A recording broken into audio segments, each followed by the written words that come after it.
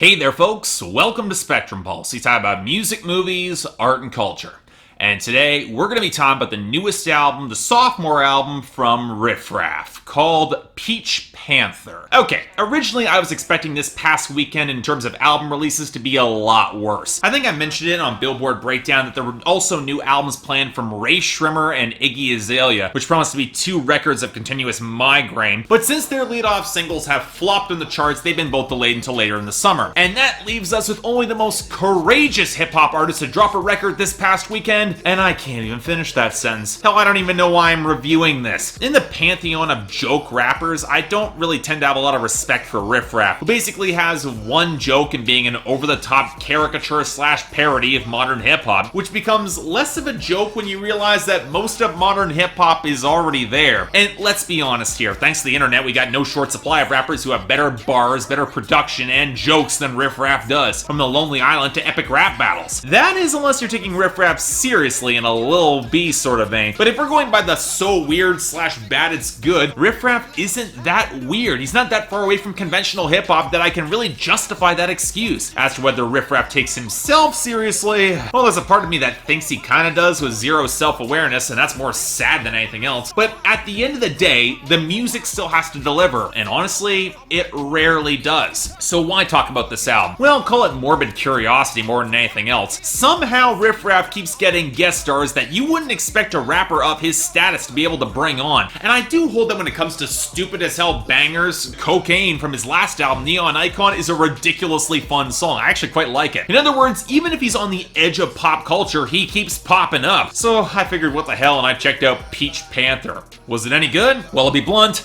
Absolutely not. In fact, I'd go further and say that Peach Panther is actually a step back from Neon Icon, and RiFF RAFF didn't have much room to regress anyway. So let's get this out of the way. The album is absolutely lousy, and the only reason it's not getting a lower rating is it's too tedious and incoherent to actually be worth hating. I've covered worse albums on this show, but this is easily in the running for one of the worst records of 2016, and now I understand why it seems like I've gotten a lot less requests to cover this album. It's bad, and it's bad in the worst kind of way for a guy like RiFF RAFF, because it's honestly kind of tedious. Now, undoubtedly, that'll piss off the few people who are actually fans of this guy and follow my show. So let me restate from Neon Icon that there's really two ways to enjoy RiFF RAFF. You either take it seriously and judge it as a hip-hop album, which more than ever I get the impression that RiFF RAFF would want us to do, or you judge it ironically as an over-the-top parody. And let's start with the second option and thus consider what RiFF RAFF is saying with his one joke, that he's so much more gaudy and insanely over-the-top than anyone else in the hip-hop game. He's just rolling in it. But here's the thing. It's not like anything that he's saying here is that much more ridiculous or silly or extravagant from any of his contemporaries, say like a 2 Chainz. See what you will about Neon Icon, but at least it was willing to get a little bit more bizarre or out there. But RiFF RAFF's references here feel oddly mundane, or cheap shots at celebrities like Caitlyn Jenner or Bill Cosby that already feel dated. And there are a few cute lines, a Versace water ski, sleeping next to an AR-15, the string of mostly connected basketball references on Chris Paul that screams like an attempt to recreate White Iverson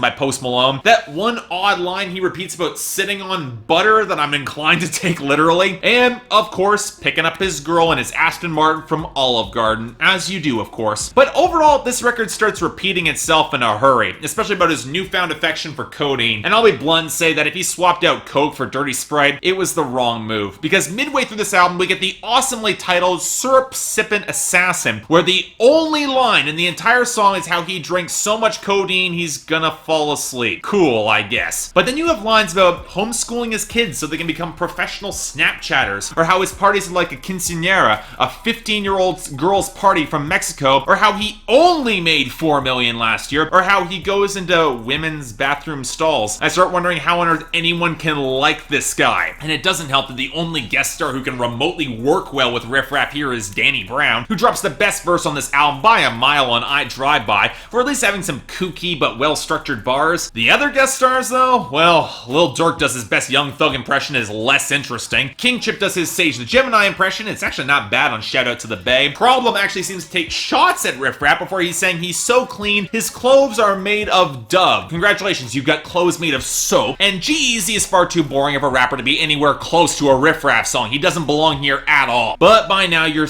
probably seeing part of the problem. For the most part, RiFF RAFF isn't really doing anything all that unique or interesting or even weird with his content, or even all that funny, so his parody seems a lot less workable. But okay, let's actually take him seriously here. How does he measure up? Well, badly. He's always been inconsistent as a technical MC with his rhymes, and he's a lousy singer, but whoever told him that trying to mimic the modern era of auto-tuned melodic MCs was a good idea was wrong, even if it is only on occasion on this album. And yet, even without that, I really started to despise his braying delivery, or his utterly flaccid singing on tracks like Betcha Don't Know. Yes, Riff Raff, you spent the entire record talking about it. Of course we know by now. What I didn't expect was how many points he just seemed to slip off the beat, or try to cram too many words in a bar like Big Sean does at his worst. And it's just as bad here. Riff Raff can normally ride beats pretty well. I have no idea why he was trying to do this. But okay, fine. It's supposed to be ignorant, stupid hip-hop, even at its best. If the beats are good, it shouldn't matter, right? Well, here's where I have a bit more faint praise for Neon Icon. At least the production occasionally got interesting. This album might be more cohesive, but it's one of the shining examples where that's not a good thing, because nearly every production on this album is minimalist, filled with desaturated minor key progressions, and some astoundingly cheap trap percussion. None of the beats blend well with the melodies, and while we can occasionally get a bit of gloss or groove on Shout Out to the Bay or the slightly better blended I Drive By, at worst we get the gooey 4-note synth on 4 Million, or the faint squeal within the title track Freestyle, or worst of all, that broken music box rattle and I Don't Like to Think, which might feature one of the most obnoxious hooks I've heard all year. Yes, Riff Raff, I know you don't like to think, we can tell. But the much larger issue comes in the melodic composition, and why so much of the joke or fun side of this album does not land for me. When your keys are all chilly, minor progressions, it doesn't really come across as all that close to fun. It only further hurts any humorous intentions that you might have with your music. It just comes across as too dour, too serious. But look, in the end,